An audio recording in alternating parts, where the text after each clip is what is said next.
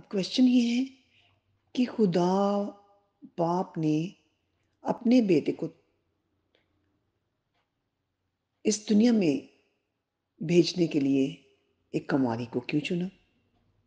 کسی اور کو بھی لے سکتا تھا، کسی اور عورت کو بھی یوز کر سکتا تھا، مگر ایسا کیوں کیا؟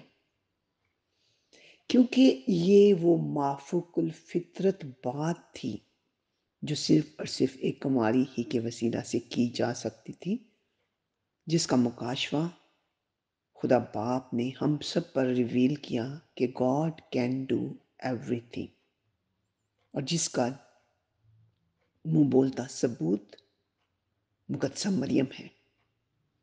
مقدسہ مریم کے کردار کو جب ہم دیکھتے ہیں تو مجھے بہت ہی خوشی ہوئی ہے۔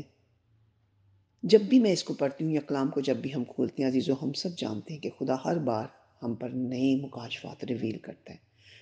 تو I was feeling so good. First of all, we see، ہم سب سے پہلے یہ دیکھتے ہیں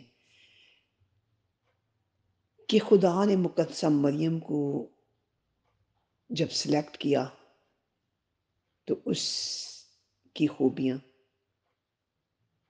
خدا کو پسند تھیں، اس کے کردار کی۔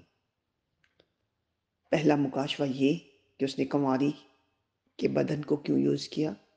تاکہ پوری دنیا جان سکے کہ وہ بغیر باپ کے پیدا ہوا ہے۔ پہلا ریزن کنواری کو سلیکٹ کرنے کا یہ تھا